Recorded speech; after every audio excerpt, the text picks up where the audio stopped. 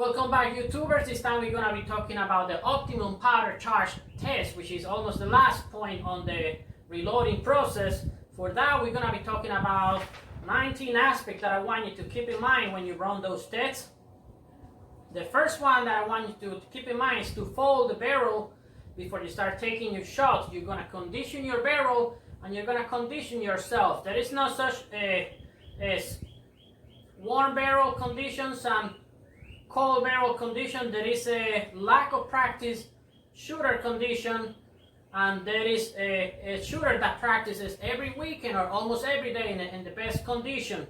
There is also the difference in your results between full barrel that it's been already conditioned and that kind of barrel that people excruciatingly and people over clean and polish every 40-50 round like I used to do. So I'm guilty of that. So there are two different. There is no cold barrel and cold shooter. There is lack of training in between there. That's the difference.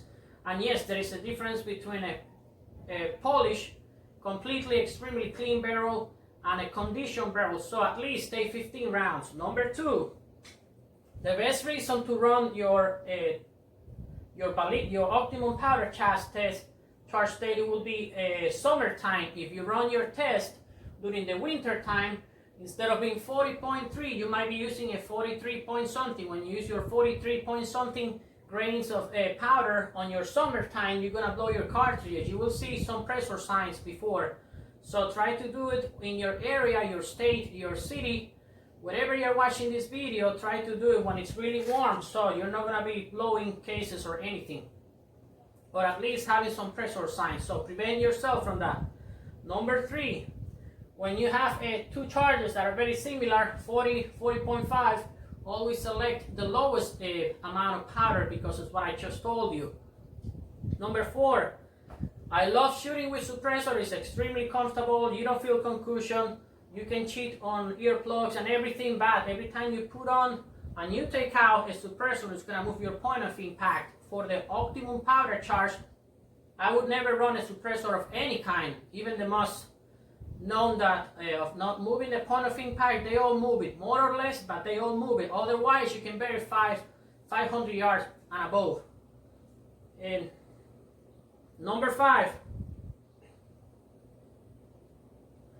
I always try to zero before I run the optimum powder charge with a similar bullet weight bullet, so at least I know it's gonna get me on the paper. Then after you get it zero within the zone, you're gonna use the same point of aim, and then you're gonna compare the point of impact. Completely different things. That's why they're all off the target, off the center. If you try to zero every load for the center, then you will just be tracking all over, moving all over. You just use the same point of aim with a pre-zero ammunition, and then what you will do, you will compare the final point of impact. You see how super spread these are over here, using the same point of aim, completely different. Don't be trying to zero every single load. That's just absurd. Number six, when you will be running your ladder test or optimum powder charge test, try to stay on the prone position. Your thorax capacity, your lungs, when you switch from when you go prone, then you go sitting on your bank, and then you try to take some of them support shooting or whatever you're trying to do, your thorax capacity is gonna bounce differently on your rifle recoil, and the three of them, the basic position, is gonna give you completely different spread or point of impact. So try to be more consistent. Prone is the most steady position among all of them, so keep it simple for yourself. And obviously keep your face on the stock. Don't be the guy that switches your face every time you take a shot. It's not going to be very consistent. I really emphasize on that when I did on the small video that I did for the series, because I've seen people do that. They do everything correctly, but then they're switching your face from the stock. So please keep it consistent.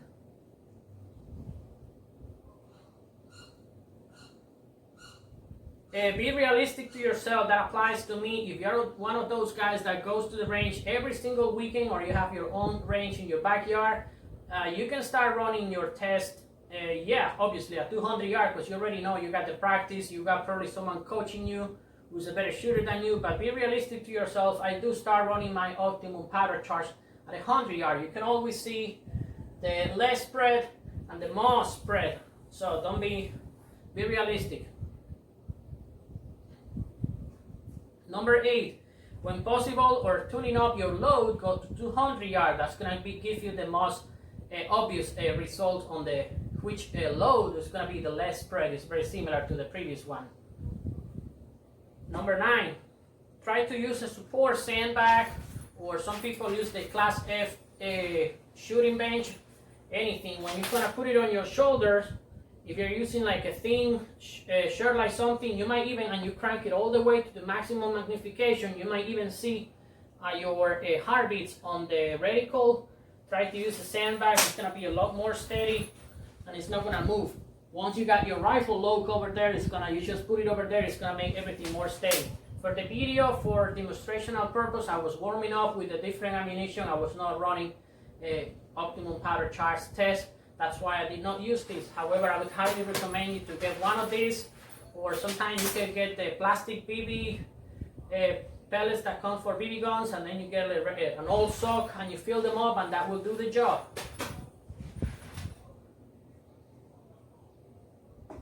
Number 10, the first grouping that I like to do, I'm going to use 7 shots for every single load for the ladder test. I like to use a 0.5 grain difference. Some people like to do 0.3, 0. Something. 0.1, that's the error margin of every scale. I do not run 0.1 difference. Some people do, it's up to them, but I personally, that's not my preference. I like to do 7 shots at 100 yards, and then when I'm confident, I might run 7 or 5 at 200 yards. It's up to you. Number 11, avoid cooking the cartridges. You know, if you left your ammo on the sun, that powder temperature is going to be completely elevated, and it's going to affect the spread. Also, if you were bursting, mostly to the semi-automatic, if you were bursting 20, 30 rounds, 2 minutes before you run your optimum powder charge, you know that barrel is going to be cooking, and you're going to be overheating the ammunition and everything before you run a realistic optimum powder test. Number 12, for the bolt action, I don't shoot more than 3 shots on per minute, even though I'm having a bull barrel. If you are using one of those old-fashioned Remington ADL hunting type, they have a very thin barrel, I would at least do 3 shots for every 2 minutes or something, just prevent your barrel from getting overheated and they start spreading out your shots. If you're using a semi-automatic, I like to run a string of 7 shots, 1 to 3 up to 7. Then I'll keep my chamber open so I let it cool, and then I wait 10 minutes minimum to allow the barrel to cool down. This is my DMR. I made a video on this one. The barrel is a full bull barrel, is a beast. So I'm not really concerned about warming up, but if you have a regular AR-15 and you just want to get your load for optimal accuracy, let it cool before, because the gas coming back is going to heat up the whole chamber inside. It's going to really overwarm the barrel itself. Just keep that in mind. And when you shoot with the semi-automatic, just shoot one.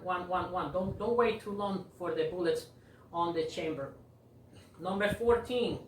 I'm not the only guy reloading. When I go to the range, I've seen some other reloaders, and I've seen at times certain tension when one of their cartridges falls over somebody else's area, or their cartridges fall into my area, and they say, those are my cases. No, those are my cases.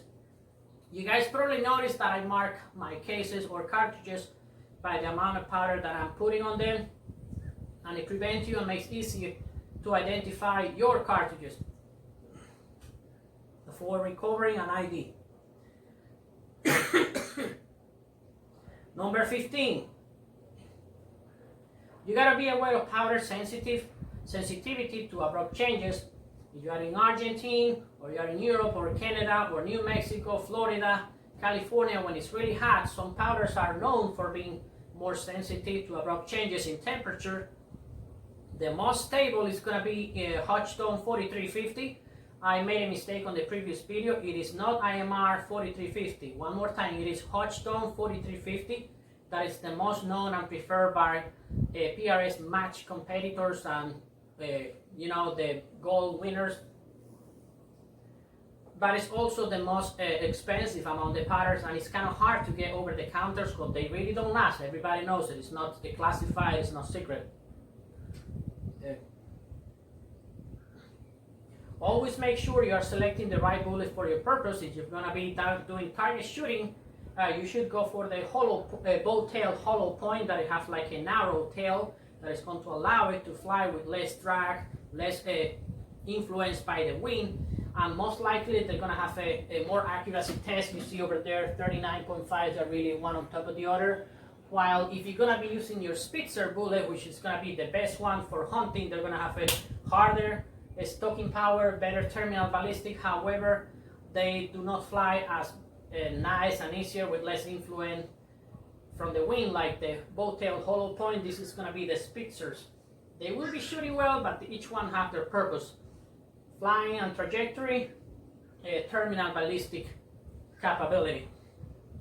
So, keep a shot records of your barrel life. If I'm going to buy a used barrel or a used gun or something, if they don't have the shot records book, I will not buy it. As an average, the 308 is going to have a 8,000 rounds barrel life, but if you're using the 175 or 180, you're going to have a 6,000 barrel life. A lot of people are switching their 308 for a 6.5 Creedmoor because it is easier to shoot, because they have a less recoil, less concussion. The cartridges are already very available, not like 1 or 2 years ago that they were kind of scarce. But now there's plenty of 6.5 Creedmoor. However, the barrel life on a 6.5 Creedmoor is going to be up to only 3,000 rounds, and if you run it fast, it's going to be less than that.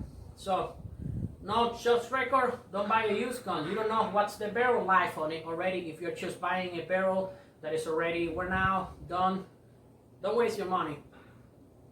The 300 Winchester Magnum and 338 Lapua Magnum, they both are Magnum cartridges. Their barrel life is going to be 1,500 limited.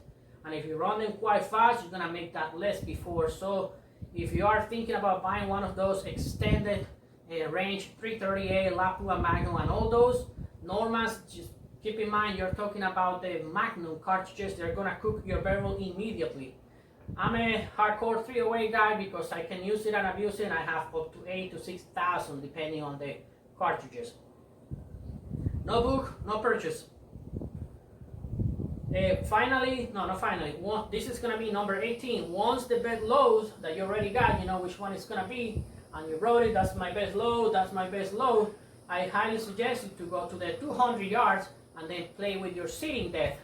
Instead of loading your cases to the SAAMI specification for 308, 2.800, then you can start 2.805, 2.810, and 2.815 to see which one sitting depth is going to ride better the lance and the groove.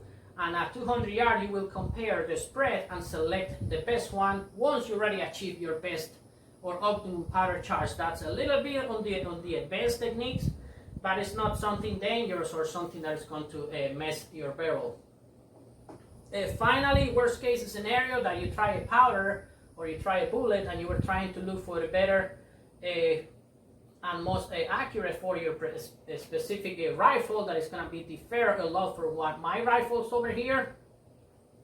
If it didn't come out and you didn't achieve any better loads, don't be pessimistic. Just switch for a different kind of bullets with a higher ballistic coefficient, or switch your powder to see which combination is going to be the best for you.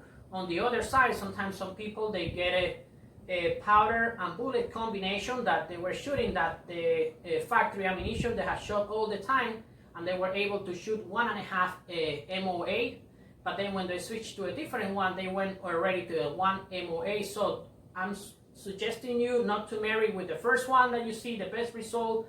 I'm highly suggesting you to explore with different bullet and gunpowder combination to see which one your barrel likes the most and which one are going to be the most temperature stable during all seasons. Next part.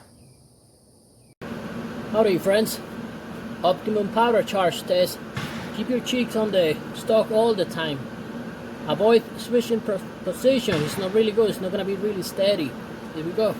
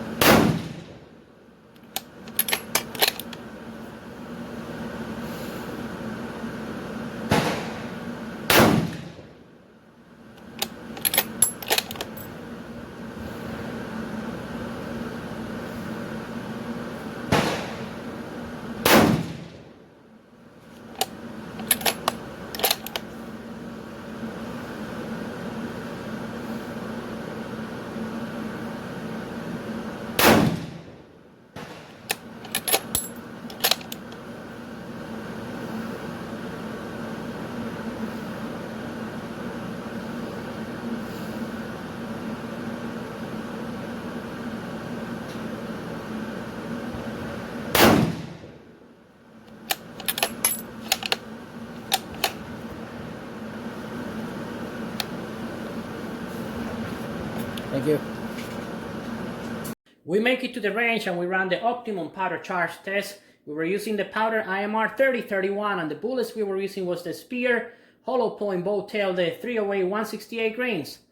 We started running 7 shots of 39, 39.5, 40, 40.5, 41, 41.5 and 42 according to the manual to prevent any kind of accident. When we ran at 39.5, they were all within 1 square, so that's approximately 1 minute of inch, and I pulled this one, I'm a monkey.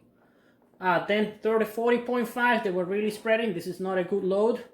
41, it's all a big mess down there, don't even look at it. And 41.5, I only took 4 shots and they were completely spread. I wouldn't even try taking 3 more shots. The shots that you see before, they were just with a different ammunition that somebody lent me, they wanted me to try them. Don't pay attention to those.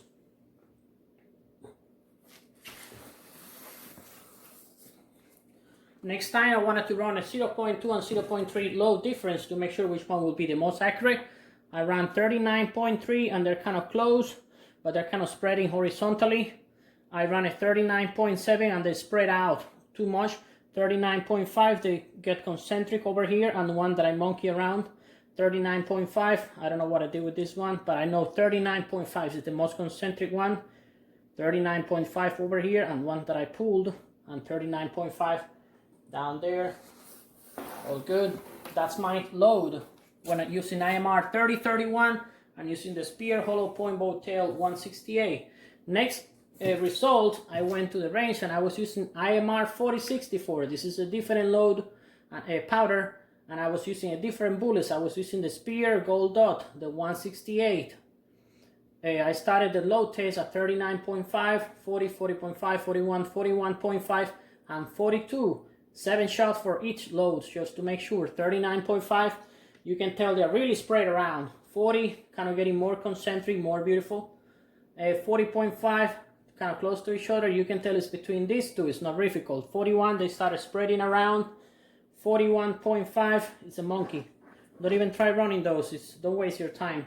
42, already spreading around, so these are the best load when using IMR 4064 Spear Gold Dot 168. The best result were 40.3. I went back to the range and I was running more 0.2, 0.3 differences. And you can tell, okay, let's say 39.7, it's close to 40. Nah, it's too much like an arc. 40 already, getting more rounding, more concentric. 40.3, you can tell they're kissing each other. And I have this one over here that I just pulled the trigger.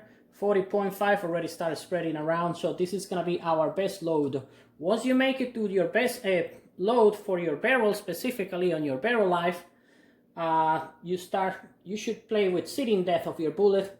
As I mentioned before, at 200 yards to see which one is going to be most accuracy, and you can even tighten these groups more. At 200 yards you won't notice it at 100 yards, but at 200 yards you will notice the difference.